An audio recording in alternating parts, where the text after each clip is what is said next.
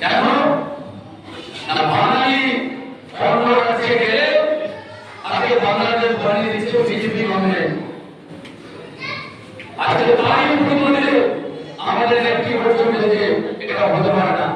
একজন বাঙালি সারা পৃথিবীতে থাকে, বাঙালির ব্রেন এত, বাঙালি এমন লোক সারা পৃথিবীতে থাকে, শুধু উড়িষ্যা, কেরালা, উত্তরপ্রদেশ, দিল্লি, আসাম, গুয়াহাটি, তাহলে নয়, সারা পৃথিবী, ইংল্যান্ডে যাবেন, আমেরিকা যাবেন, সব জায়গায়, দুবাই যাবেন, সব জায়গায় বাঙালি।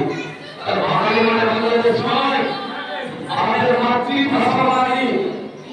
আমরা বাংলা ভাষায় কথা বলি, তার সঙ্গে রাষ্ট্রীয় ভাষা। আমরা যদি অন্য রাজ্যে যাই, আমরা হিন্দিতে বলি।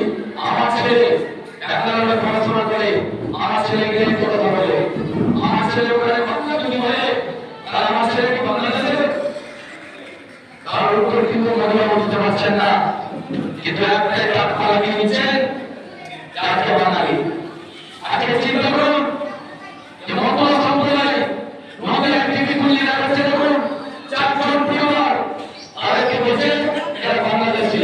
আজকে সেই মতুয়ারা ধোয়ান করে বিজেপিকে ভোট দিয়ে আজকে সেই শান্তনুকে নিয়ে এসছে, এমপি বানিয়েছে, আবার সেই সেখানকার বিধায়ক করেছে ধোয়ান করে ভোট দিয়ে।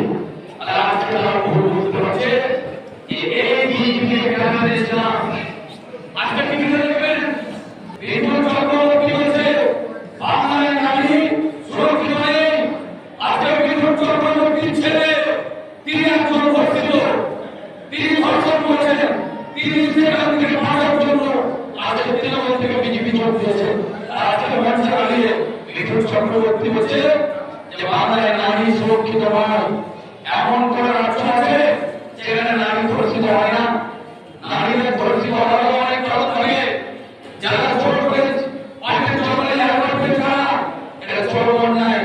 কিন্তু ঘন্টার পর ঘন্টা 3-4 ছেলে আছে, রাত্রি 9-10টা বাজছে, আপনার কোনো মেয়ের প্রতিকার নেই।